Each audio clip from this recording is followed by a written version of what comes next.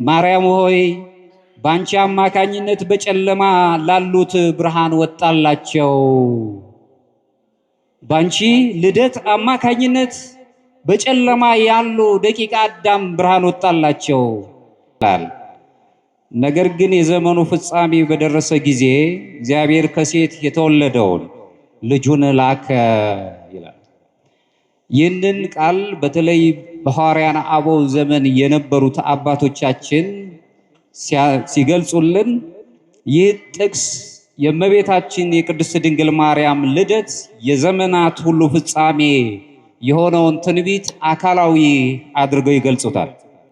ይህም የእግዚአብሔር ዘላለማዊ ዕቅድ ምን እንደሆነና የዕቅዱም ደግሞ የሰው ልጆችን ለማዳን የሚመጣበትን ፍጻሜው ጅማሬ መሆኑን ይገልጻሉ። ቅድስት ድንግል ማርያም አማካኝነት የሰው ልጅ አምላኩን ኢየሱስ ክርስቶስን ለማግኘት መዘጋጀት እንዴት እንዳለበት ይህ ልደት ያስተምረናል።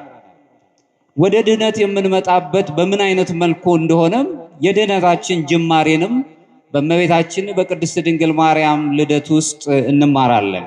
በተለይም ለክርስቲያኖች ብዙ ነገሮችን ያለፍንባቸው የስቃይ ዘመናችንን ሁሉ አልቀው ድህነት የሚባለውን ዘላለማዊ ሕይወት የምናገኝበት ወደ ሱታፊ አምላክ የምንቀርብበትን ነገር የምንማርበት መሆኑ ታሪካዊው የልደት ታሪክ የእመቤታችን ልደት ታሪክ ያስተምረናል።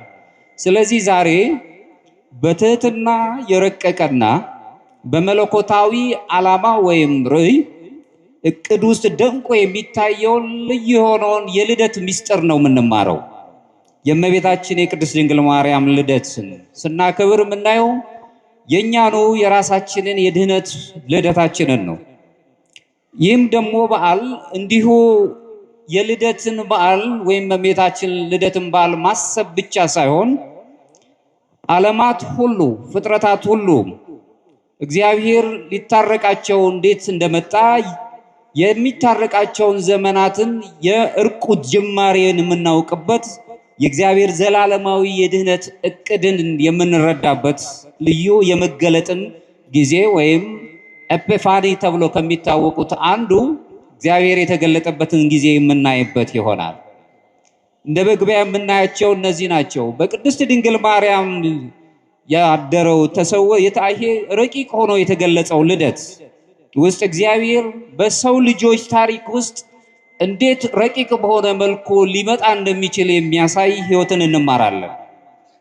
በኃይልና በታላቅ ስልጣን ልዩ የሆነ ክንዋኔ ያለበት እንዲሁም ደግሞ ዝግጅት ባለበት ሂደት ውስጥ የመጀመሪያው የሆነውን በሰው ልጆች ባህሪ ውስጥ ቀደም ብሎ ከክርስቶስ ልደት በፊት የሰው ልጅ በስቃይ ውስጥ ይኖር ነበር። ያ የስቃይ ሕይወቱ የሚለወጥበትን ታሪክ እንማራለን። ለዚህም ነው ከሐዋርያነ አበው መካከል ከነበረው የደማስቆ ዮሐንስ የተባለው ታላቅ አባት ሲናገር ዛሬ ድህነታችን መጀመሪያውና የዘላለም ምስጢር መገለጥ ነው ይላል።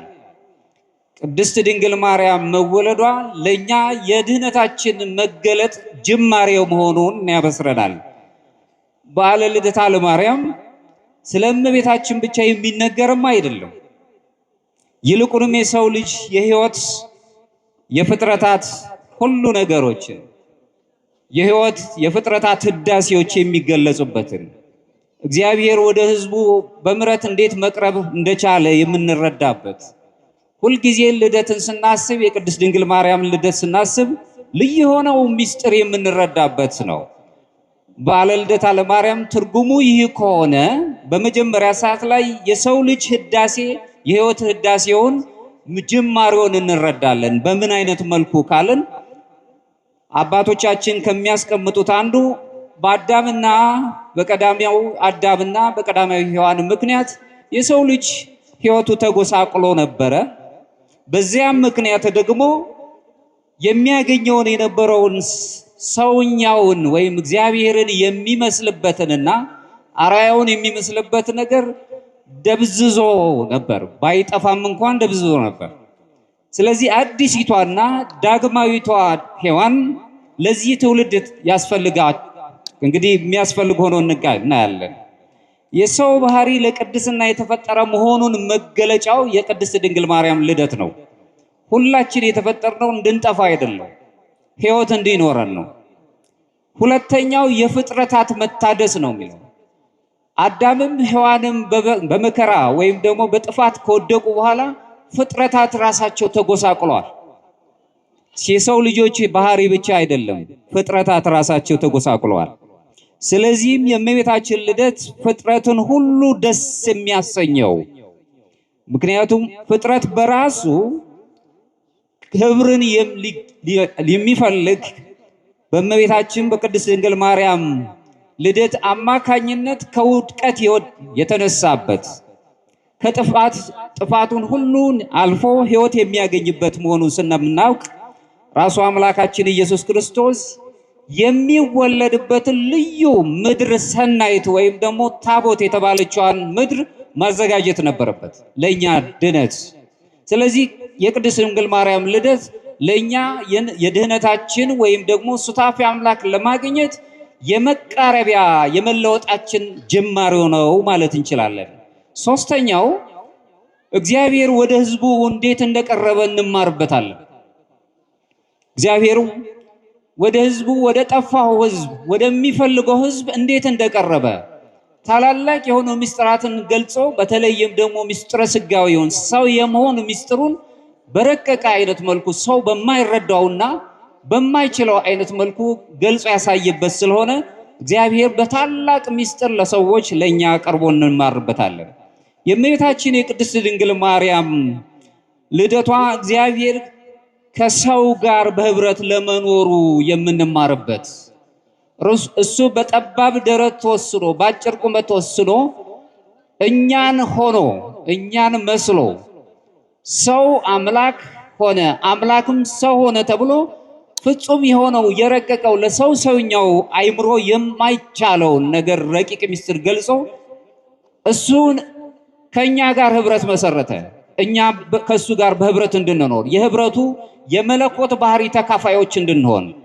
ስለዚህ ቅድስት ድንግል ማርያም ልደት ስንመለከት ፍጥረታት ህዳሴን፣ የሰው ልጆች ደግሞ የህይወት ለውጥ ያገኙበት፣ እግዚአብሔር ደግሞ ለፍጥረታቱ ለኛ በእኛ ከኛ ጋር በህብረት እንዴት መኖር እንደቻለ የምንማርበት ታሪክ ነው። በአጠቃላይ የእመቤታችን የቅድስት ድንግል ማርያም ልደት ለዓለም ሁሉ የደስታ ምንጭ ነው። አይደለም ለክርስቲያኖች መድኃኒት ለሚያስፈልገው ዓለም ሁሉ የደስታ ምንጭ፣ ደስታችን መድኃኒት ኢየሱስ ክርስቶስ ነው።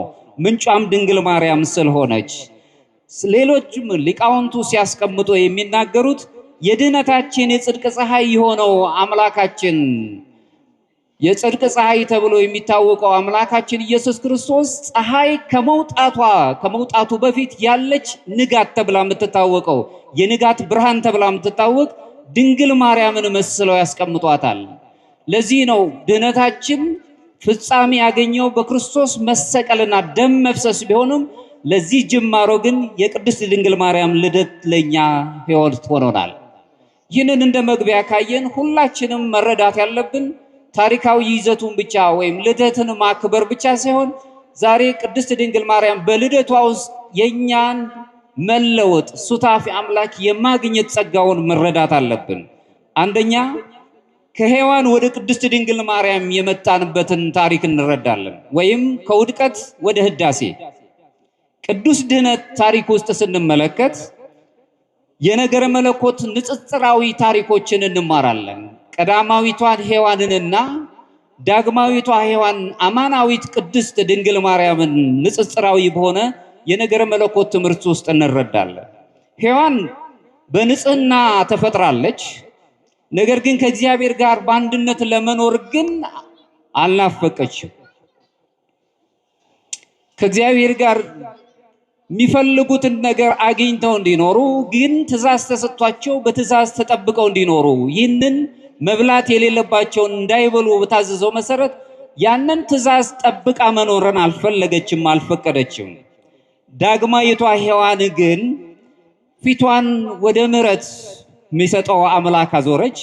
ሕይወትን የምናገኝበትን አገኘን። ስለዚህ በድንግል ማርያም አማካኝነት ልዩ የሆነው የንጽጽራዊ ነገረ መለኮት ትምህርት ውስጥ ንጹህ የሆነውን ማለት ነው በአንድነት ሔዋን ባትታዘዝም የታዘዘችው ይኩነኒ በከመ ትበልን እንደ ቃል ይደረግልኝ እሽታ ያለበት በመታዘዝ ርቆን የነበረው የእግዚአብሔር ጸጋ ስጦታ እግዚአብሔር ይጎኘን የነበረው የሰው ልጆች በእግዚአብሔር ቅፍ ውስጥ የነበሩትን ያጣንበትን በኋላ ጊዜ እሺ ብላ ተቀብላ በሕይወንታ የተቀበለችውን በመታዘዝ ምክንያት ቅድስት ድንግል ማርያም ፊቷን ወደ አምላኳ በማዞሯ በዚህ ምክንያት ኃጢአትና ሞት ቦታ አልነበራቸው። ሰዎችን በሔዋን ምክንያት ኃጢአት ሞት ከቧቸው ቢኖርም በድንግል ማርያም ምክንያት ግን የሰው ልጆች ታሪክ ሁሉ ተቀይሯል። ከሞት ይልቅ ትንሣኤን ሕይወትን የምናገኝበት የሕይወት መገለጥ ደጅን የምናይበት ሆታ ለሰማይ ተብላ የተገለጸች ድንግል ማርያምን በሩን የምናገኝ ከሆነ እልፍኙ ውስጥ ለመግባት መንገዱን እንጀምራለን። ስለዚህ ድንግል ማርያም ሆታ ለሰማይ ተብላ ወይም ቤተክርስቲያን ዘክርስቶስ ተብላ የምትገለጸው ምሳሌ ሆና ትገኛለች ማለት ነው። ለዚህም ነው ቅዱስ ጳውሎስ በሮሜ መልእክቱ ላይ ምዕራፍ 5 ከቁጥር 12 በአንድ ሰው ምክንያት ኃጢአት ወደ ዓለም ገባ በኃጢአትም ሞት ይለናል። በአንድ ሰው ምክንያት እግዚአብሔርን መለካት በማይቻልበት ረቂቅ በሆነው መመጠን የማይቻለው በምሕረቱ ወደኛ መጥቶ የሰው ልጅ የጥፋት መገለጫ የሆነውን ሞት የጠፋው በቀዳማዊቷ ሔዋን ሳይሆን በዳግማዊቷ ሔዋን በሁለተኛ ሔዋን ቅድስት ድንግል ማርያም አማካኝነት መሆኑን እንረዳለን። ከመጀመሪያው አንስቶ የሰው ልጅ ሕይወት የመመላለሻው መንገድ የተዘጋጀበት ልዩ የሆነ እግዚአብሔር የሚያፈቅረው ስለሆነ ልዩ ግንኙነት አለን ከአምላካችን ጋር። የዘመኑ ግን ፍጻሜ ሲደርስ አምላካችን ከልጅ ልጅ ተወልጄ አድንሃለሁ የሚለው ያ የዘመን ፍጻሜ ሲደርስ የዘመን ፍጻሜ የሆነው ጅማሬ የቅድስት ድንግል ማርያም ልደት ለኛ አንድ የሕይወት ብስራትና ህዳሴያችን ሆኖ ተገኘ። ከዚህ ተነስተን እንግዲህ በመታዘዟ በትህትናዋ በእምነቷ የሰው ልጆች የውድቀት አሳዛኝ ታሪክ ሙሉ በሙሉ ተቀይሯል ማለት እንችላለን።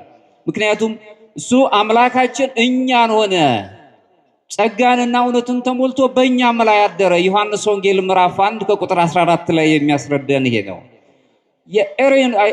የሊዮው ቅዱስ ኢሬኔስ የተባለው የቤተ ክርስቲያን አባት ሲናገር ይላል በሔዋን አለመታዘዝ የታሰረው የሰው ልጆች የኃጢአት እስራት በማርያም መታዘዝ ተፈታ ይለናል። በድንግል ማርያም ምክንያት የነበርንበት የኃጢአት መታሰር ነፃ የምንሆንበትን የኃጢአት ማሰሪያን የምናገኝበትና ከሞት ጥላ ውስጥ ሊያወጣን የሚችለው መድኃኒት ክርስቶስ ከሷ በመወለዱና እሷን ስላገኘናት በሷም አማካኝነት እሷ ድልድይ ስለሆነችን የኛ ኃጢአት በሔዋን ምክንያት ቢመጣም እንኳን እስራታችን ቢመጣ በድንግል ማርያም ግን አማካኝነት ከእስራታችን ቅዱስ አምላካችን ኢየሱስ ክርስቶስ ነፃ አደረገን ይለናል። ይህ የሊኦው ሊቅ ታላቅ ቅዱስ ኢሬኔስ ሔዋን የእባቡን ድምፅ ሰምታ ከእግዚአብሔር ጋር ካላት ኅብረት ይልቅ የራሷን ፈቃድ መረጠች። ድንግል ማርያም ግን የመልአኩን ድምፅ ሰምታ መለኮታዊ ፈቃድን እሺ ብላ ይሁንታን ሰጥታ ይሁንልኝ ይደረግልኝ ስላለች ግን ለሷን ልደት የምናከብር የኛ የልደቷ ተካፋዮች ሆን ሁላችንም ታሪካችን ተቀይሮ የሕይወት ሰዎች እንድንሆን ምክንያት ሆነ። ሔዋን የተከለከለውን ለመውሰድ እጇን ዘረጋች። ቅድስት ድንግል ማርያም ግን መለኮትን ለመቀበል ራሷን አዘጋጀች። ይህ ትልቅ ምስጢር ነው። ሔዋን ለሚሞቱት ሁሉ እናት ሆነች። ድንግል ማርያም ግን ለሁሉም ለሰው ልጆች ሁሉ በሕይወት ለሚገለጹ ሁሉ ለክርስቶስ ለአምላካችን ሕይወት ተብሎ ለተገለጸው ሕይወትና መንገድ ለሆነው ለክርስቶስ እናት ሆነች። ስለዚህ ይህ የኛ ሕይወት ታሪክ የሚገለጽበት ነው። በሁለተኛው ላይ የምንረዳው ነገር ይሄንን ነው። ይህ ንጽጽራዊው የሆነው የነገረ መለኮት ጥናት ወይም ትምህርት ሁለት ታሪካዊ የሆኑ ሰዎችን እያየ ወይም ቀዳማዊቷን ሔዋንንና ዳግማዊቷን ሔዋንን እያነጻጸረ ማስረዳት ብቻ አይደለም ያለው። ሁለት መንፈሳዊ አቅጣጫዎችን ለምእመናኑ ለክርስቲያኑ ያስረዳናል። ምክንያቱም ልደታ የቅድስት ድንግል ማርያም ልደት ለክርስቲያኑ ያለውን ሕይወት ማስረዳት ስለሆነ ተግባራችን የመጀመሪያው ሔዋን ታሪክ ውስጥ የምናየው ትዕቢትን ነው፣ ትዕዝርትን ነው፣ አለመታዘዝን ነው።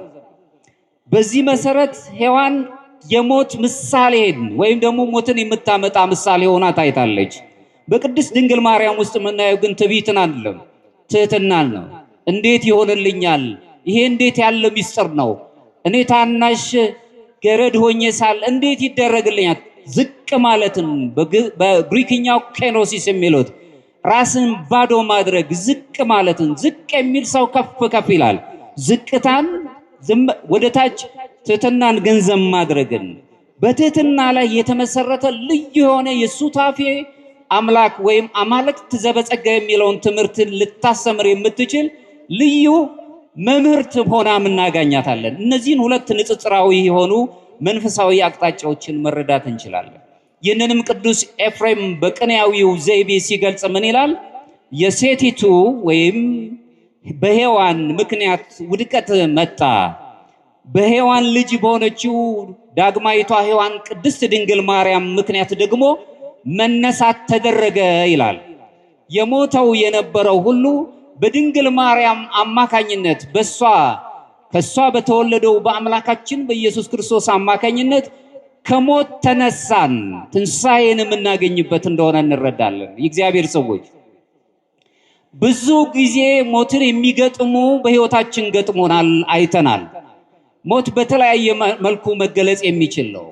አንድ ጊዜ የነፍስና የሥጋ መለያየት ብቻ አይደለም። የአእምሮ ሞትም አለ፣ የሥነ ምግባር ሞት አለ። በእምነት ውስጥ ኖረን የእምነት ነገሮች የማይገለጹብን ከሆነ ደግሞ አካላዊ ሞት እንኳን ባናገኝም የመንፈስ ሞት ግን ይገጥመናል። ከዚህ መውጣት የምንችለው ግን አሁንም በትህትና መገለጽ የሚችለውን የትህትናን ትምህርት ማግኘትን ከቅድስት ድንግል ማርያም እንማረውም እሱም ስለሆነ እንዲሁም ደግሞ ዝቅ ማለትን ለሌሎች። ዓለም ዝቅታን አይወድም፣ ዝቅ ያለውን መደቅደቅ ነው። ዓለም ዝቅ ያለውን ታናሽ የሆነውን አላዋቂ ወይም ደግሞ ምንም የለውም ብሎ ነው የሚያስበው፣ ወይም የአእምሮ ህመም አለበት ብሎ ይረዳ ይሆናል።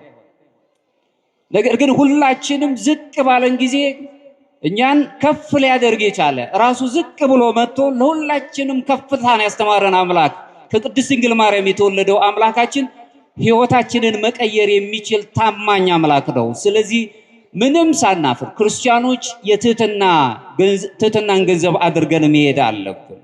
ስለዚህም ይህ ቅዱስ ኤፍሬም የተናገረውን አገላለጽ የቅድስት ድንግል ማርያምን ምላሽን እንደ ቃልህ ይሁንልኝ ይደረግልኝ የሉቃስ ወንጌል ምዕራፍ 1 ከቁጥር 38ን ስንመለከት በጣም ትህትናን ከዛ እንመራለን። መልአኩ መጥቶ ባበሰራት ጊዜ እሷ ወልድን ልትወልድልን ከወልድ ጋር አምላካችን ጋር እኛን ራሱ አዳም ከኛ እንደ አንድ ሆነ ብሎ የተናገረው አምላካችን በሱ የምንፈልገውን አማልክት ዘበጸጋ ወይም ሱታፌ አምላክ የምናገኝበትን ሕይወት የምንሰጥም ወደኛ ሲመጣ የሚመጣው ይደረግልን እሱ ፈቃዱ ይሁንልን ዝቅታን መማር ስንጀምር ነው። በዚህ መታዘዝ ውስጥ ልዩ ተግባሮችን እናያለን። ይልቁንም የሰው ልጅ ነፃነት ከእግዚአብሔር ጋር ወዳለው ተገቢ ግንኙነት ጋር የተመላለሰ ነው እግዚአብሔር ጋር። ምክንያቱም የኛም የእምነት ጥንካሬም አስተዋጽኦ አለው። የእግዚአብሔር ጸጋ እንዳለ ሆኖ ሁለቱ አንድ ሆኖ መገናኘት፣ እግዚአብሔር በጸጋው ይረዳናል። የእግዚአብሔር መንፈስ ቅዱስ ጸጋ ይጎበኘናል። ድንግል ማርያምን፣ ኤልሳቤጥን፣ እናቷን ሐናን እግዚአብሔር መንፈስ ቅዱስን እንደጎበኛቸው እኛን ሁሉ መጎብኘት የሚችል አምላክ ነው። በዚህ ውስጥ ታዲያ ግን እኛ ራሳችንን ከበሰው በላይ አድርገን የምናስብ ወይ ደግሞ ከሁሉ በላይ እኔ ነኝ ያለሁት ብለን የምናስብ ከሆነ እሱን አይደለም መጽሐፍ የሚያስተምረን። ሱታፌ አምላክ የሚያስተምረን ይሄንን አይደለም። ስለዚህ እሽታ ይሁንልኝ፣ በእሽታና ይሁንልኝ ይደረግልኝ ብሎ በመቀበል ውስጥ በኤደን ገነት የተዘጋው የነበረው ደጅ የተከፈተበት ታላቅ የልደት በዓል ነው ዛሬ። ስለዚህ በዓሉን ስናከብር ታሪካዊ ይዘቱን ብቻ አይደለም እናየው። ይህ የተዘጋው የኤደን ገነት የነበረው በር የተከፈተው በእሽታ ነው። ይሁንልኝ በሚል ነው፣ ይደረግልኝ በሚል ነው። ሁሉም ደግሞ እግዚአብሔር በሚፈቅደው መጠን የሚደረግ ስለሆነ ቃለ እግዚአብሔር የሰው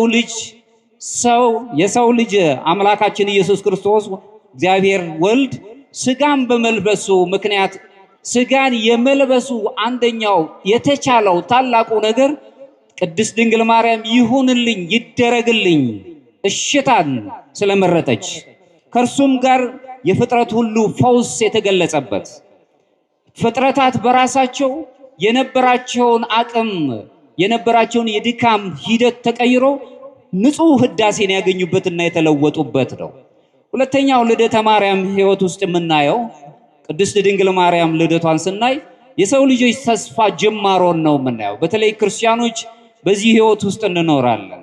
እመቤታችን ቅድስት ድንግል ማርያም ልደት እግዚአብሔር የሰጠው የድህነት ተስፋ ታሪክ ውስጥ የሚፈጸምበት ጅማሮን የሚያሳይ ከሆነ ይህ ልዩ ልደት ታላቅ የሆነ ክስተቶችን የሚያሳየን ነው። በጣም ረቂቅ የሆነ በሰው ሰዋዊ ጠባይ ልንረዳው የማንችል ቅዱስ አሁንም ቀደም ብለን ያነሳነው የደማስቆው ታላቅ ዮሐንስ የተባለው አባት ሲናገር ምን ይላል? ዛሬ የመካንነት ደጅ ተከፈተ፣ የአምላክ እናት ድንግል ማርያም መጣች ይላል። ከኔ ጋር ናችሁ? ባሉን የሚመለከት ነው። ብዙ መካኖች ልጆች ያልነበራቸው የሚጽናኑበት፣ ብዙ የመከኑ አእምሮዎች ወደ ፍሬ ወደሚያፈራ ነገር የሚመጡበት የሕይወት ታሪክ፣ ብዙ ስለ ሰው ሳይሆን ስለኔ ብቻ ብሎ የሚያስብ ማህበረሰብ የተፈጠረበት ዓለም ላይ የምንኖርበት የመከነ አእምሮ ውስጥ ነው አሁን የምንኖረው። በዚህ ሕይወት ውስጥ እግዚአብሔር አምላካችን ታሪካችንን ሊቀይር የደማስቆው ታላቅ ዮሐንስ ሲናገር የዛሬ የመካንነት ደጅ ተከፈተ፣ መካን የሚባለው ታሪክ ተቀየረ። የአምላክ እናት ድንግል ማርያም መጣች። የሷ መምጣት መካኖች ሁሉ እንዲባረኩ ምክንያት ሆነ። ምክንያቱም የሷ እናትና አባት መካን ነበሩ።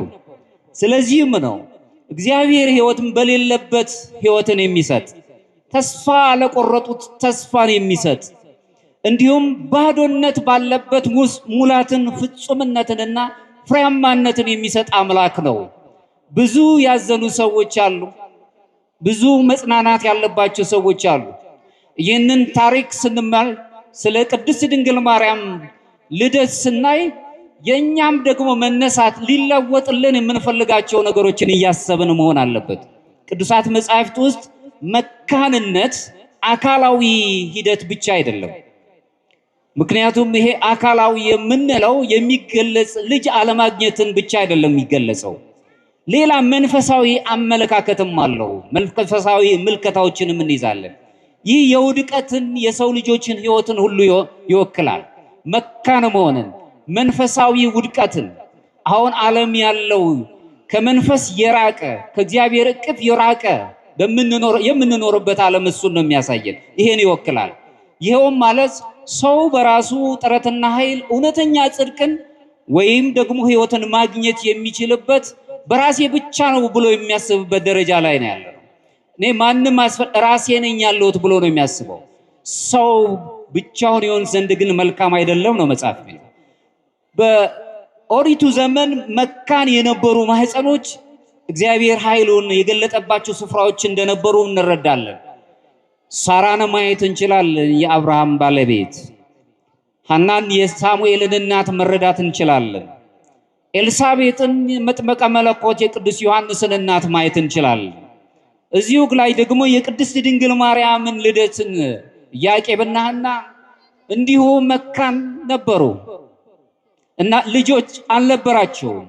ነገር ግን በእምነታቸው የጸኑ፣ በእምነታቸው ምሳሌ የሚሆኑ፣ በጸሎት የጸኑ፣ ትሁት የሆኑ እግዚአብሔር አንድ ቀን ልጅ እንደሚሰጣቸው የሚያስቡ ዘመን ካለፈ በኋላ እንኳን ሆኖ እንዴት ይሆናል? ዘመናችን አልፏል። በሰውኛው ቋንቋ አሁን ልጅ መውለድ የምንችልበት ሰዓት አይደለም። እግዚአብሔር ግን ሁሉን ማድረግ የሚችል ስለሆነ የመካንነት ታሪካቸው ተለውጠው የሕይወት ታሪክን የሚገልጽ አምላካችን ኢየሱስ ክርስቶስን የምትወልደውን ልጅ ነው። እነሱ የሚያስቡት ልጅ ነው። ከነሱ ከምትወለደው ልጅ ደግሞ አምላክን የምታቀፍ በማኅፀኗ የምታድርን ቅድስት ድንግል ማርያምን ሰጣቸው። ስለዚህ የቅድስት ድንግል ማርያም ልደት የመካንነት ሕይወት የሚያከትምበት ልዩ የሆነ የታሪክ ሂደት መሆኑን እንረዳለን። አሁን አካላዊ ብቻ አይደለም ብዬ ተናግሬያለሁ። ብዙ የሆኑ የመንፈሳዊ ጥሰቶች በዓለም ላይ አሉ። ሰው በሰው ላይ ሰውነቱን አያከብርም። እንዲያውም በዘመኑ በኦሪት ዘመን የነበሩ ሰዎች ልጅ የሌላቸውን ሰዎች ባላቸው ቋንቋ የባህል ቋንቋ መሰረት ያሸማቀቋቸው ነው። ቃላቱን መጥራት ይከብዳል። በማህበረሰቡ ዘንድ የተገለሉ ነው የነበሩት። እግዚአብሔር ከማህበረሰቡ ወጥተው ያሉትን ብቸኞች የሆኑትን ሰዎች መጎብኘት የሚችል የሚያጽናና ነው። ዓለም በራሱ አሁን የምንኖርበት ዓለም መንፈሳዊ ጥባት ሲኖረን ያገለናል። በመንፈሳዊ ሕይወት ውስጥ መኖር ስንጀምርና በተለይም ደግሞ የመጀመሪያው መንፈሳዊ ማዕረግ ንጽሐ ሥጋ ላይ ስንደርስ ራስን መግዛት ራስን መቆጣጠር የሚል ነገሩ ስንጀምር ጓደኞቻችን ሳይቀሩ መሳቂያዎች ነው የሚያደርጉን። ለምን? ይሄ አይደለም ዓለም የሚስማማው። እንደፈለገን መሆን ነው የሚስማማው። ራሳችንን መግዛት ስንችል፣ ምክንያቱም የሰው ልጅ የማወቅ ነፃነት ወይም አእምሮ ግዕዛን የሚባል ነገር የተገጠመለት ልዩ ፍጡር ነው። ምስጢራዊ የሆነ የፍጥረት ክንዋኔ የተከናወነለት ፍጡር ነው። የማወቅ ነፃነት አለን። በአእምሮ ዳኝነት ውስጥ የምንኖር ሰዎች ነን። በዚህ ውስጥ ስንኖር እግዚአብሔር አምላካችን ደግሞ የኛን ጥረት አይቶ እርሱ ጸጋውን ረድኤቱን በረከቱን በእኛ ያሳይ። ስለዚህ ከዚህ ነገር ጋር ግሪኮች ራሳቸው የሚያስገኝ ሲነርጂ ይሉታል። ማለት የኛ መንፈሳዊ ጥንካሬና የአምላካችን የእግዚአብሔር ጸጋ ረድኤት በረከት የሚገናኝበት ግንኙነት ወተን ወርደን ባርክልን ስንለው የሚባርከው ይህ የመከነውን ዓለም ፍሬ የሚያፈራበት መልካምነት የሚኖርበት በስነ ምግባር የሚገለጽበት በተለይ ሰው በሰውነቱ ገዝፎ የሚታይበት ባለው በሚናገረውና በሚኖርበት የአኗኗር ዘይቤው ብቻ ሳይሆን የሚለካው በሰውነቱ የሚታይበት አምላካችን ሰው ሆነ ነው ያለ። ሰው ሆነ እኛን ሆነ ነው ያለ። የመላእክትን ባህሪ አይደለም የነሳው፣ የሰውን ራሱንም ዝቅ አደረገ፣ ባዶ አድርጎ እኛን ሆነ ነው ያለው። ስለዚህ ሰውነት ታላቅነት ነው። ታላቅ የሆነ ሕይወት እናያለን። ቅድስት ድንግል ማርያም የድነት በድነት ልደቷንም ስንመለከት ድነት ሙሉ በሙሉ በመለኮታዊ ጸጋ ውስጥ የተከናወነ ልዩ የሆነ ምስጢር መሆኑን ነው የምናየው። በሰው ሳይት በታሪክ ውስጥ የምናያቸው ነገሮች እንዲህ አይነት ነገሩ ረቂቅ መሆኑን ስንረዳ በእመቤታችን ዘንድ ይህ መካንነት ከመፈወስ አልፎ ወደ በረከት የተቀየረበት መካንነት ራሷ ቅድስት ድንግል ማርያም ስትወለድ የመካንነት ታሪክ የአባትና የእናቷ ታሪክ ተቀይሮ ልጅ አግኝተው ከእነሱም ደግሞ ቅድስት ድንግል ማርያም ወላዲተ አምላክ ነው የምንለው። ክርስቲያኖች ከኔ ጋር ናቸው? ወላዲተ አምላክ ነው የምንለው። ልዩ የመጠሪያ አምላክን የወለደች በክርስትናው ዓለም ውስጥ ያለ ማንም ሰው የሚመሰክረው በተለይም ደግሞ አባቶቻችን በጉባኤያት ላይ ከወሰኑት አንዱ ቴዎቶኮስ ወይም የአምላክ እናት አምላክን በማህፀኗ ያሳደረች ይዛ ታቅፋም አምላክን ያገኘች የአምላክ እናት ነው የምንለው። በልዩ ምስጢር ውስጥ የምንገልጻት ያ የመካንነት ታሪክ የቤተሰቦቿ የመካንነት ታሪክ ሁሉ አከተመ። ዛሬ በብዙ ነገር እንኳን ያመከነ ነገሮች እንኳን ቢኖሩን ተመልከቱ፣ ብዙ ነገሮች አሉን። ብዙ የምናፈራቸው ነገሮች ነበሩን። ነገር ግን ሄደን በሆነ ቦታ ላይ ታሪካዊ ምክንያቶች ሰፊ ናቸው። የሀገራዊ ታሪካዊ ምክንያቶች ራሱ የክርስትና ሕይወታችን ሄዶ መጨረሻዎቹ ላይ ስንመለከት ዓለማዊው ነገር ወይም ይሄ ሉዓላዊነት የምንለው ነገር እየጨፈለቀው ከመምጣቱ የተነሳ ብዙ የሆኑ የአእምሮ ድቀቶችና ምክንያቶች እየተስፋፉ ነው የመጡት። በተለይ ወጣቱን ተስፋ የሚያስቆርጡ ሰርቶ የሚያገኝበት የሌለው ተምሮ የሚለወጥበት ነገር የሌለው አግኝቶ ለሌላው መዋል የሚችልበት ነገር የለው፣ ግን ዝም ብሎ ናፋቂና ተቀባይ እንዲሆን የሚያደርግ ዓለም ላይ ስለምንኖር ተስፋቸው እየጨለመ አርቀው ማየት የሚችሉበት ነገር ይጠፋል። ይህ ራሱን የቻለ የትውልድ ምክንያት ነው። በዚህ ሕይወት ውስጥ ስንመለከት እግዚአብሔር ቅዱስ አምላካችን ኢየሱስ ክርስቶስ ሁላችንንም ሊጎበኘን የእጁ ፍጥረቶች ስለሆነ የታመነ ስለሆነ አሁን በዚህ ውስጥ ስንኖር ተስፈኞች ብቻ ነው መሆን ያለበት። አርቀን ማያሰብ ተስፋን ይዞን መሄድ የምንችልበት።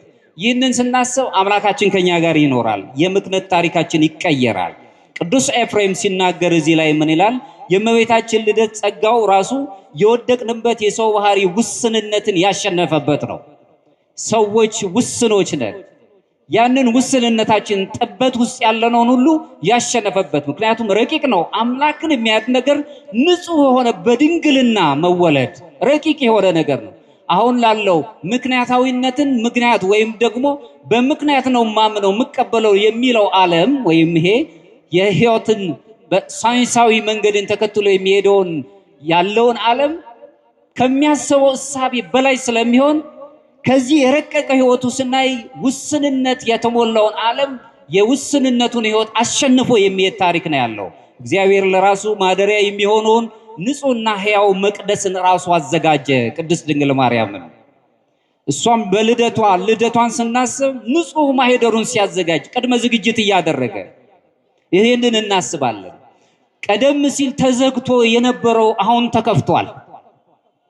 መካንነት ታሪክ ሆኗል፣ አልፏል። ዝግ የነበረው ነገር ሁሉ አሁን ተከፍቷል። ብዙ በየቤቶቻችን የተዘጉ ነገሮች አሉ። አምላካችን እግዚአብሔር መቀየር የሚችል አምላክ ነው። ባዶ የነበረው አሁን በተስፋ ተሞልቷል። ያናና የኢያቄም ተስፋቸው ካረጁ በኋላ ልዩ የሆነ ቅድስት የሆነችውን ድንግል ማርያምን ስለሰጣቸው ባዶ የነበረው ህይወታቸው ሙሉ ሆኖላቸዋል። ዛሬ ሁላችንም እዚህ የተሰበሰብነው የጎደለብን ነገር በቅድስት ድንግል ማርያም አማላጅነት ምክንያት ሙሉ እንዲሆንልን አምላካችን ሱታፌው አምላክ ውስጥ በዛት ውስጥ ሆነን ጸጋውን እንዲሰጠንና ህይወታችንን እንዲቀየርልን ነው። ቅዱስ ኤፍሬም ሶርያዊው ሲናገር ይላል፣ መካኒቱ ምድር ለሰማይ ፍሬን ያስገኘችባት እሷ ብፅዕት ናት ይላል። ከኔ ጋር ናችሁ? መካኒቱ ምድር ለሰማይ ፍሬን ያስገኘችባት እርሷ ብፅዕት ናት ይላል። ይህ ቅኔያዊው አገላለጽ ቅዱስ ኤፍሬም የሚታወቀው የቅኔ አገላለጽ ከሚገልጽባቸው አንዱ ብሪት አይን የሚል አንድ ሐሳብ ያለው ብሪት አይን ከወይ ደግሞ ራሱን የቻለ አገላለጽ ብሪት አይን ተብላ የተገለጸችው በንጽጽር ቀዳማዊቷን ሔዋንንና ዳግማዊቷ ሔዋን ዛሬ የተሰበሰብንላት ቅድስት ድንግል ማርያምን ምሳሌ እያደረገ ይሄዳል። በቀዳማዊቷ አይን ነው የሚለው። ቀዳማዊቷ ሔዋን አይን ውስጥ ርኩስን መንፈስ መጥራት ቻለ ይላል። የኛን ሁሉ ጠላት የተባለውን አጋንንትን ማለት ነው። በዳግማዊቷ ቅድስት ድንግል ማርያም አይን ግን ራሱ ክርስቶስን ወደ ገነት ጠራቸው።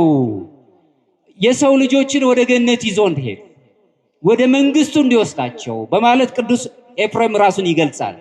በዚህ የቅናዊው አገላለጽ ርዕይ ላይ ሲናገር ቅዱስ ኤፍሬም የሚያነሳው ቅድስት ድንግል ማርያም መለኮትን ያገኘች ማፍራትን የሚችል ልዩ የሆነ ለምለም የሆነ ወይም ደግሞ ራሱን አምላካችንን እግዚአብሔርን ያስገኘችልን ልዩ የሆነች ምድር ናት። ሰናይት ምድር የምትባለው ናት። እሷም የታደሰች ምድር መሆኗን ይገልጽልናል። ልደቷ ለወላጆቿ ብቻ አይደለም። ቅዱስ ኤፍሬም ከሚገልጸው አገላለጽ አንፃር ልደቷ ለወላጆቿ ብቻ የተሰጠ ልዩ ደስታ ብቻ አይደለም። ለሰው ልጆች በተለይም ለክርስቲያኖች ሁሉ የተሰጠ የህይወት ተስፋ ህዳሴ ነው። ታሪካችን የተቀየረበት ነው። እግዚአብሔር የሰው ልጅን የውድቀቱን ውጤት መለወጥ የጀመረው በድንግል ማርያም ልደት ነው። ከኔ ጋር ናችሁ? የኛን ህይወት መለወጥ የጀመረው በቅድስት ድንግል ማርያም ልደት ነው። ይህ ሐዋርያት አበው የሚስማሙበት ቅዱሳት መጻሕፍት የሚስማሙበት ነው። በጣም የደረቀ የነበረውን መካንነት ሁሉ እንኳን ሳይቀር የቀየረበት አምላካችን እግዚአብሔር ልዩ የሆነውን የህዳሴን ውላጤን ራሱን የቻለ እግዚአብሔር የሰው ልጆችን የውድቀት ሂደት ሁሉ ቀይሮ ወደ ህዳሴ ያመጣበት የህዳሴውን ወይ ደግሞ የሚቀየርበት አማልክት ዘበጸጋ የሚያሰኘውን ህይወት የሚሰጥበትን ልዩ የሆነውን አዲስ ፍጥረት የሆነውን የቀደመውን ባህሪያችንን የመለሰልን የሚመልስልን አንዱ ጥበብን የገለጸብን ልዩ የሚስጥሩ ጅማሬ የቅድስት ድንግል ማርያም ልደት ነው። ስለዚህ ድንግል ማርያም ለእያንዳንዳችን የለውጣችን ቅኔ ናት ማለት ነው።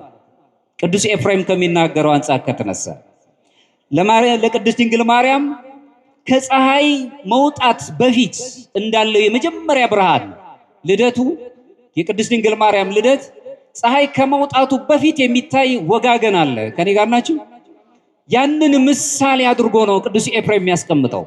ልዩ የሆነች ጸዳል ብርሃን የጽድቅ ፀሐይ የሚወጣባት ክርስቶስ ከመምጣቱ በፊት ያለች ጸጥተኛ የሆነ እርጋታ ያለበት ስታዩት የሚያረጋጋ በጠዋቱ ተነሳችሁ ስትመለከቱ በምስራቅ አካባቢ የንጋት ፀሐይ ከመውጣቷ በፊት የምታይ ብርሃን አለች። ጸጥ ያለች መረጋጋት ያለባት። ለዚህም ደግሞ ቅድስት ድንግል ማርያም ሕይወቷም ይነግረናል። ትሁት፣ መረጋጋት፣ ጸጥታ ያለባት አምላካችን ኢየሱስ ክርስቶስን እንዲያድርባት የፈቀደች የወደደች ይሁንልኝ ያለች ይህንን የምናይባት ናት። ይህም የእግዚአብሔር ተስፋውን የታመኑ መሆናቸውን የታመኑ ሰዎችንም የሚገለጹበት በጣም በደረቀ መካንነት ውስጥ እንኳን ብንኖርም አምላካችን ኢየሱስ ክርስቶስ ሕይወትን ሊሰጠን ስለመጣ የሕይወቱን የሚሰጠውን የሕይወት ጅማሬውን በልደቱ በቅድስት ድንግል ማርያም ልደት ልዩ በሆነ ጸጋ የገለጸበትን ሕይወት እናያለን። ሶስተኛው የእመቤታችን ልደትን ከሱታፌ አምላክ ጋር ነው የምናያይዘው። እኛ አማልክት ዘበጸጋ የተባልንበት ከእግዚአብሔር ጋር ህብረት የመሰረትንበት ከእግዚአብሔር ጋር በአንድነት የኖርንበት ቅዱስ ጴጥሮስ በመልእክቱ ላይ ሲናገር እናንተ የመለኮት ባህሪ ተካፋዮች ትሆናላችሁ ነው የሚለን። ሱታፌ አምላክ የምናገኝበት እመቤታችን ድርሻ ክርስቲያናዊ ነገረ መለኮት መካከል ከሆነው ከሱታፌ አምላክ ጋር ልዩ የሆነ የምስጢር ግንኙነትን እንማራለን። በጸጋ አማልክት ዘበጸጋ ወይም የምንባልበትን በተለይም ደግሞ የእስክንድርያው ታላቅ አባት ቅዱስ አትናቴዎስ ሲናገር ምን ይላል? እኛ አማልክት ዘበጸጋ እንባል ዘንድ እርሱ ወልድ ቃል ኢየሱስ ክርስቶስ ከቅድስት ድንግል ማርያም የተወለደው ሰው ሆነ ይለናል። ይህ አነጋገር ቅድስት ድንግል ማርያም ለዚህ መለኮታዊው ጥሪ እኛን እንዲሆን ስጋን እንዲለብስ ከኛ ጋር ህብረት እንዲመሰርት ልዩ ጥሪ ሆነ መንገድ ሆና እንደተገኘች ደጅ ሆና እንዳለች እንማራለን። የመጀመሪያው ፍጹም የሆነው አምላካችን እንዲያድርብና ከኛ ጋር ህብረት እንዲኖረው ምክንያት የሆነችን ቅድስት ድንግል ማርያም ናት። ስለዚህ ልደቷ ለኛ ልዩ የሆነ ራሱን የምናየው ኩነት መሆኑን እንረዳለን። አምላካችን ቅድስት ድንግል ማርያም ቃል እግዚአብሔር ማደሪያ የሆነችው በእምነቷ በመታዘዟ ይሁንልኝ በልብ ንጹህ ልብ ስላላት ልበ ንጹሃን እግዚአብሔርን ያዩታሉ።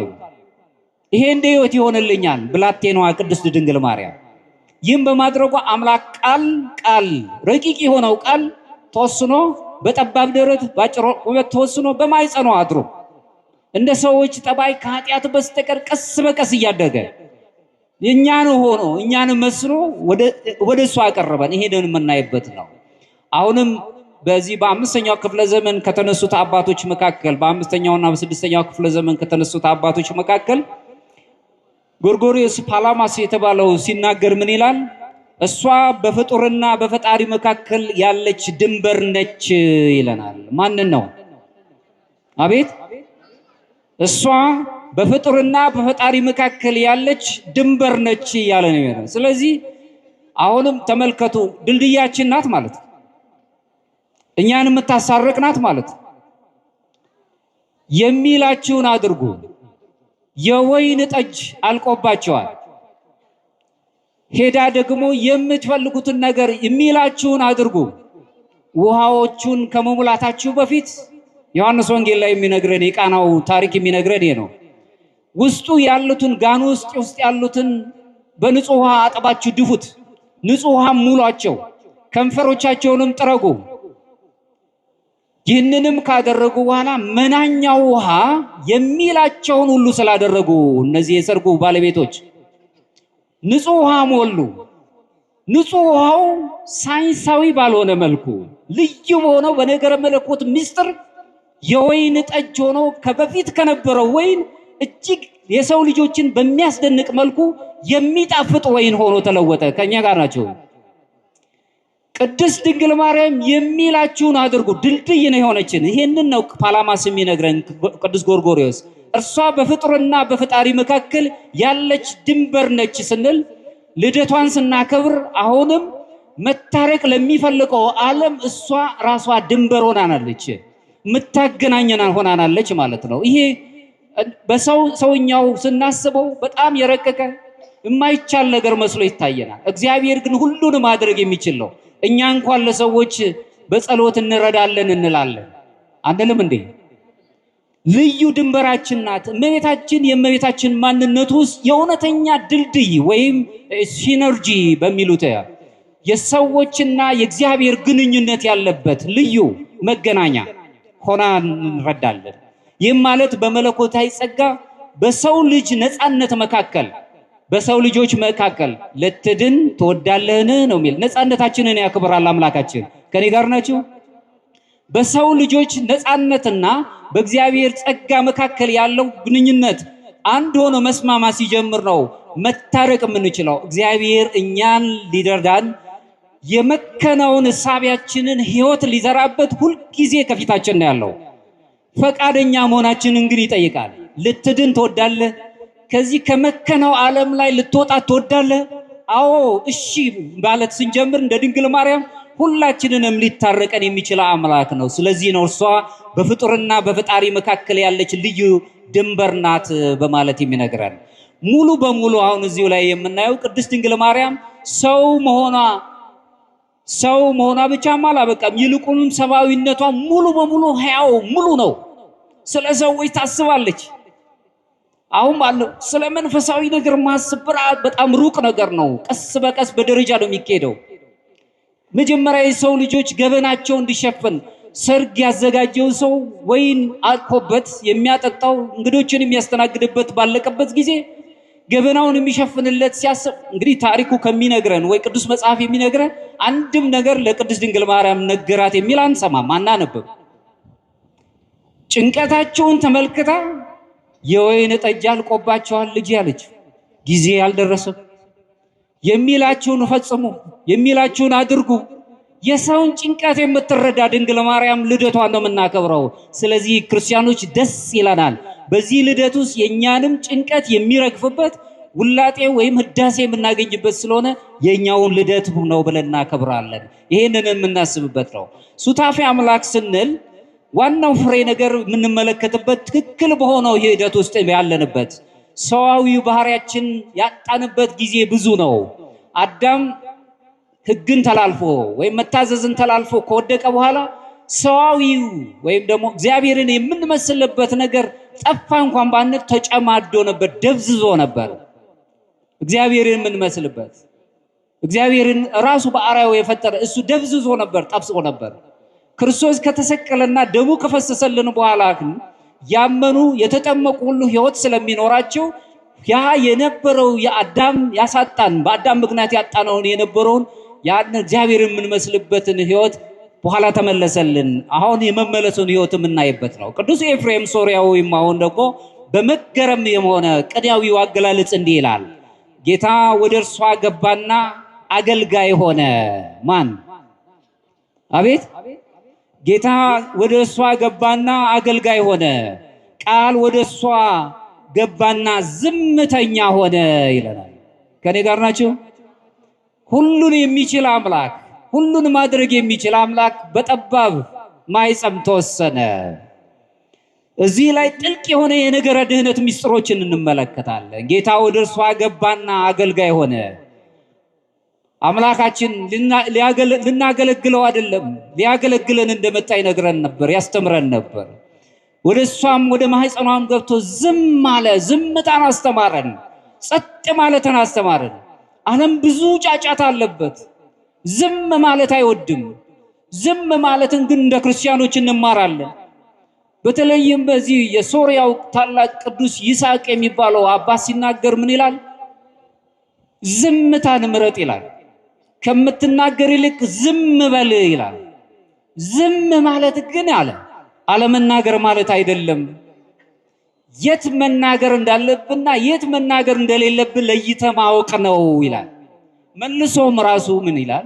ብዙ ጊዜ አውቃለሁ የሚል ዓለም ላይ ስላለን በእውቀት የተዳኘ እኛ እውቀትን ባንኮን ነው እውቀት አስፈላጊ መሆኑን ብናውቅም እውቀት በጥበብ ካልታሸግን ማሻገር አይችልም ብለን ነው ኦርቶዶክሳዊ ነገር መለኮት ትምህርት ውስጥ። ስለዚህ እውቀት ከጥበብ ጋር የታሸ አሻግሮ ማየት የሚችል አባ ይስሐቅ ሲናገር ምን ይላል? የሶሪያው ታላቅ አባት በዚህች ዓለም ላይ አዋቂ ሆነ ከምትሰቃይ አላዋቂ ብትሆን ይሻልሃል ይላል።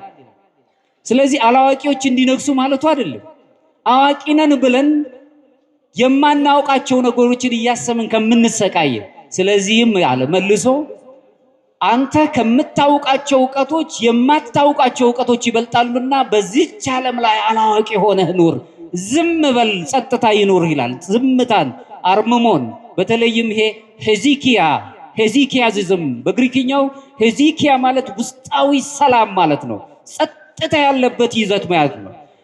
በልቧ ተጠብቀው ነበር ዝምታን ቅድስት ድንግል ማርያም። ልጇም ራሱ ዝም አለ፣ ጸጥ አለ።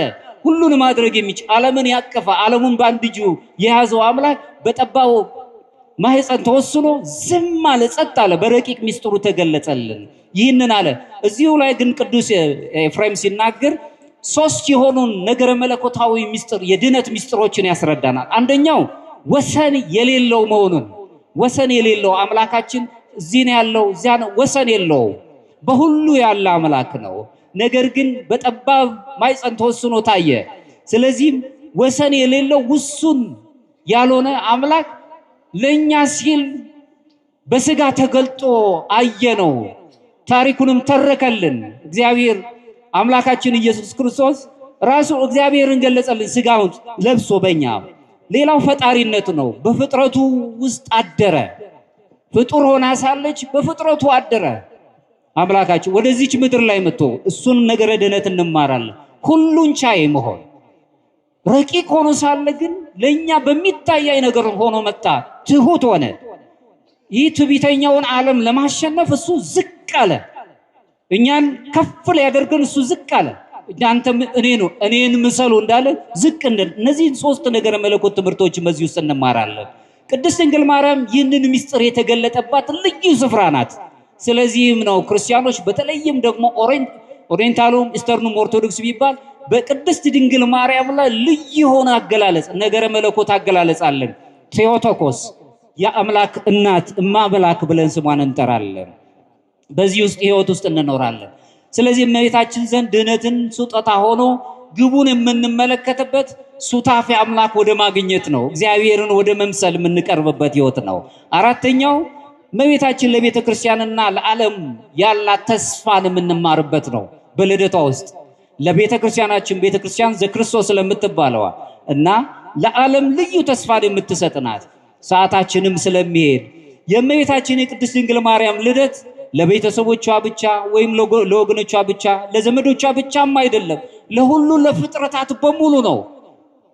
ከወሰነውም እንኳን ለክርስቲያኖቹ በጣም ልዩ የሆነ ስጦታ ነው ያለን። ስለዚህ ዓለም አቀፋዊ የሆነ የተስፋ ሂደቶችን እንማርባታል። ለፍጥረታት ወልድ ክርስቶስ መጥቶ ይህን ጨለማውን ዓለም ብርሃን አድርጎ የሰጠው ብርሃን ያደረገበት ጨለማው ዓለም ያልገደበው ብርሃናዊ የሆነው አምላክ እኛን ብርሃን ያደረገበት ልዩ ተስፋ የሰጠበት ይህ ታሪክ ሂደት እንዲሁ የእድል ወይም ደግሞ የምንረዳበት እንደው ዝም ብሎ ክስተት ብቻም አይደለም። ተስፋ ለቆረጠው ዓለም ተስፋን የተተወበት የተሰጠበትን እንማራለን። በልደቷ አማካኝነት በቅድስት ድንግል ማርያም ልደት አማካኝነት ቤተክርስቲያን ዘክርስቶስ ሶስት የሆኑ መሰረታዊ እውነታዎችን ታውጃለች። ከኔ ጋር ናችሁ? ሶስት። አንደኛው እግዚአብሔር ፍጥረቱን እንዳልተወ እንማራለን። ፍጥረቱን እንዳልተወ ዓለም የተሰበረች ብትሆንም እንኳን የተመሰቃቀለ ዓለም ላይ ነው የምንኖረው። በጣም ከባድ የሆነ አንዱ ሲመሰቃቀል መላውን ሁሉ አካል የሚያጎሳቁልበት ዓለም ላይ ነው። ዝምተኛ በምንመስልበት ጊዜ እንኳን እርሱ ከኛ ጋር ሆኖ ድምፁን ያሰማል። አምላካችን ዝም ስንል ስለኛ ይጮሃል፣ ስለኛ ይናገራል። ሁለተኛው የሰው ልጆች ድካም ሊለወጥ የሚችለው በምን እንደሆነ ድካማችን የተለወጠበትን ታሪክ እንማራለን። በመለኮታዊ ጸጋ ሲነካ የሰው ልጅ መካንነት ወደ ፍሬያማነት ይቀየራል። አሁን ትመለከቱ እንደሆነ ሰው አይምሮአዊ ነው፣ ዕውቀት ላይ ነው ያለው። ለዚህም ነው ሊቃውንት ሲናገሩ ዕውቀት ወይም ደግሞ ዕውቀት የሚባለው ዓለም ላይ ያለው ዕውቀት የምንለው አይምሮአዊ ነው፣ አይምሮን ነው የሚመግበው ነው የሚሉት። ማስተዋል ወይም ጥበብ ግን ልባዊ ነው ወይም ልብን ይመግባል። ስለዚህ ማሻገር የሚችለው ልባዊ የሆነው ነው። ስለዚህ አይምሮአዊነትን ብቻ የያዘ ዕውቀት ቢያስፈልግም አይምሮአዊ ነገርን ብቻ የያዘውን ነገር ወደ አሻግሮ መሄድ ካልቻለ ትውልዱን መዳኘት አይችልም ማለት ነው። የሰው ልጅ ድካም ሊለወጥ የቻለው ታሪኩን የምንማርበት በቅድስት ድንግል ማርያም ልደት ነው። ሶስተኛው ድነት አስቀድሞ መሰረቱን የጣለው በድንግል ማርያም ልደት ውስጥ መሆኑን ትምህርት እንማራለን። በተሰወረ መንገድ ቢሆንም እንኳን በተሰበረ መንገድ ቢሆንም እንኳን እግዚአብሔር ከታሪክ ገጽታ በታች አያደርገንም፣ ተግባሩን ያከናውናል። ሰው የላቸውም አያሰኘንም። እንደ ሙት ልጆች የሚተወን አምላክ አይደለም ያለን፣ ሁላችንንም መጎብኘት የሚችል አምላክ ነው ያለን። ለሁሉም የታመነ አምላክ ነው፣ አድሎ የለበትም በእግዚአብሔር ዘንድ። ስለዚህ ፍትሃዊ ነው አምላክ፣ ሁሉን ነገር ማድረግ የሚችል ነው። እኛ ራሳችን ፍትሃውያን እንድንሆን ከአድሎ ነፃ ነው። ፍትህ ስንል እውነትን ከሐሰት ለይቶ ማሳየት ማለት ነው። ለዚህም ነው ኦሪቱ የሚነግረን ኢትሚት ፍትሐ ነዳይ ወኢትአምፅ በፍትህ የሚለን። ፍትህን ራሱ ድሃውን አትበድል ፍርድም አታጓድል እያለ መጽሐፍ ሁልጊዜ የሚነግረን። እነዚህ ሶስቱ ነገሮች ስናይ የቄርጤሱ ታላቅ አባት ቅዱስ እንድርያስ የተባለው ታላቅ አባት ሲናገር ዛሬ የሰው ልጆች የድነቱን መጀመሪያ ተቀበለ ይላል። ነገረ ማርያምን በጻፈበት ድርሳኑ ላይ ዛሬ የሰው ልጆች የድነቱን መጀመሪያ ተቀበለ። ምክንያቱም የምንድነው በአምላካችን እንደሆነ ኦርቶዶክሳውያን እናምናለን። ግልጽ ነኝ። በአምላካችን በኢየሱስ ክርስቶስ ድነት እንደምናገኝ እናምናለን። የድነት ጅማሬው ግን የቅድስት ድንግል ማርያም ልደት ያበስረናል። በሱ ውስጥ እናያለን። ይህ ማለት የልደተ ማርያም የቅድስት ድንግል ማርያም ልደት በዓል ለብቻው የሚቆም ደስታ ብቻ አይደለም።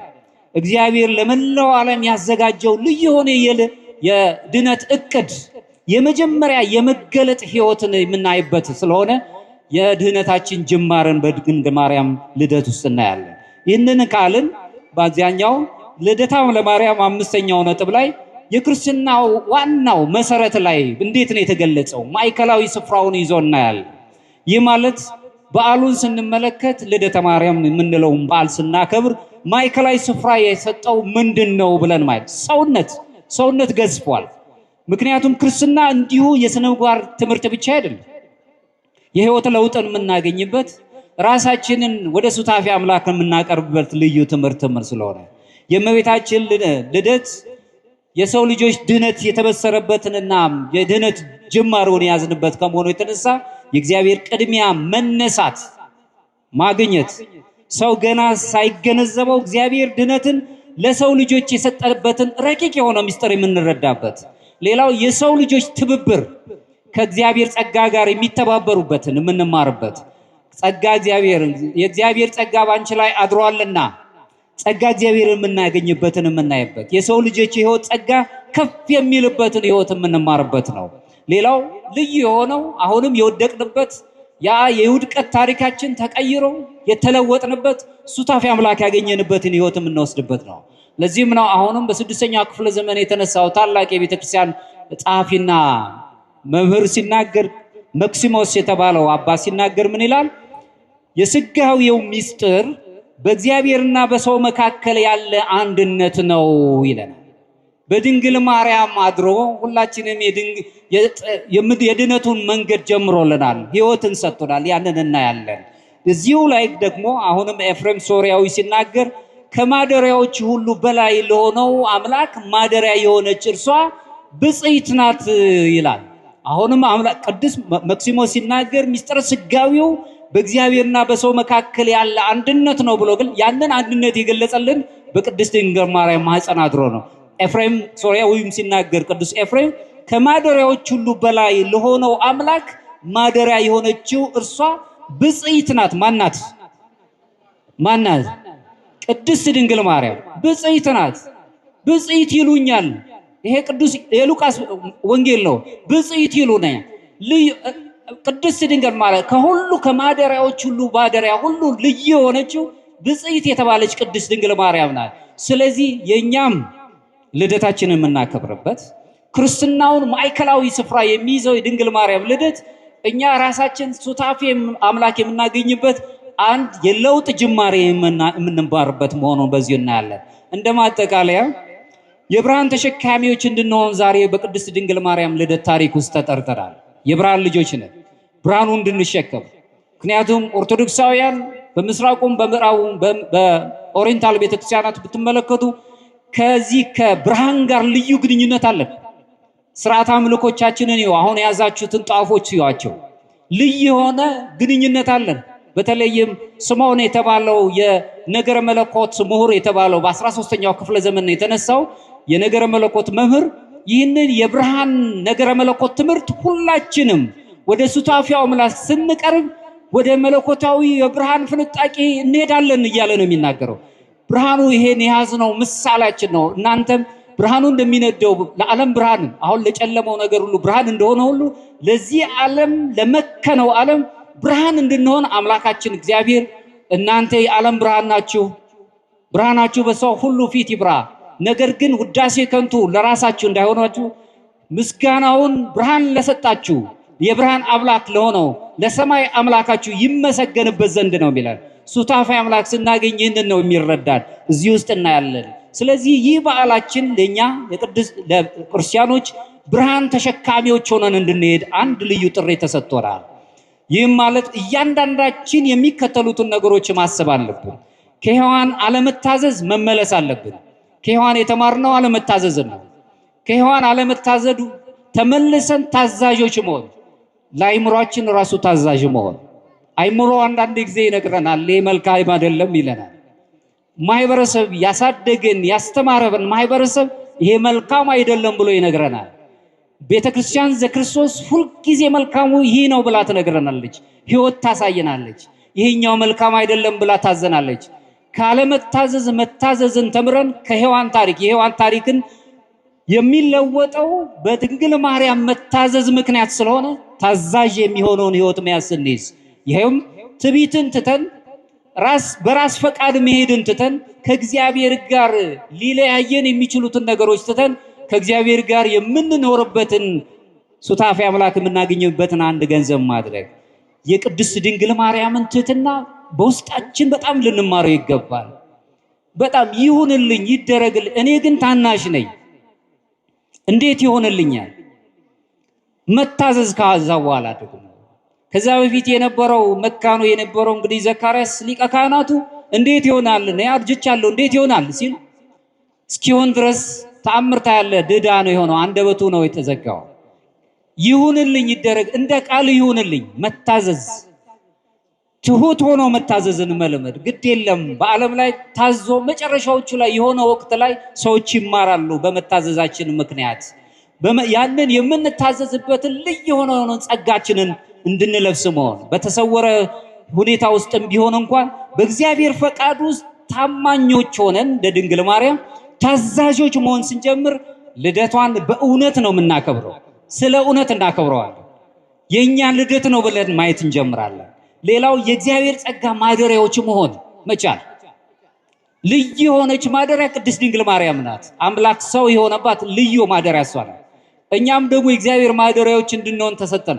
የጸጋው ማደሪያዎች እንድንሆን አማልክት ዘበጸጋ እንድንባል ወደሱ እንድንሄድ ሱታፌ አምላክ እንድናት ተሰጠናል። ስለዚህ ነፍሴ ጌታዬን ታከብረዋለች እንዳለች የኛም ነፍስ አሁን እያከበረ ያለው ማንን ነው? አሁን በጣም በዓለም ስራዎች ተወጥረን ነው የምንኖረው። የት ጋና ያለን እሱን መጠየቅ።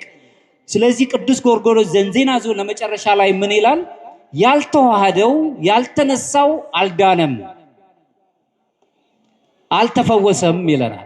ፈውስ የምንፈልገው ከሆነ እኛ ራሳችን ከሱታፌ አምላክ ጋር መዋሃድ አለብን። አምላክ ዘበጸጋ የሚያሰኘንን ከክፉ ሐሳብ ርቀን አንደበታችንን ክፉ ነገር ከሚናገር ነገር ርቀን ዝምታን መርጠን በዝምታችን ሰዎች እንደውም ብዙ ጊዜ ተሰሙ እንደሆነ የስነ ልቦና ምሁራንም የሚስማሙበት ንግግሮቻቸው ከምላስ ይልቅ አይናቸው ውስጥ ነው ይላል። አይን ብዙ ያወራል። አይን ብዙ ነገሮች ይናገራል። በአይናችን ብዙ ነገሮች እናወራለን። ዝም ማለት ግን አለመናገር አይደለም። መናገር የምንችልበትና ማንችልበትን መርጠን ማስቀመጥ ማለት ነው። ቅዱስ ኤፍሬም ሶርያዊ በቅኔው አባባል ምን ይላል? በድንግል ማርያም ልደት የተሰበሰበን ሁላችንም ቅድስት ድንግል ማርያም ሕይወታችንን ሁሉ በምልጃዋ ለውጣልን። የብርሃን አምላክ የሆነው ከሷ የተገኘው አምላካችን ኢየሱስ ክርስቶስ ጨለማ የሆነውን የዓለም ሕይወታችንን ብርሃን ያድርግልን።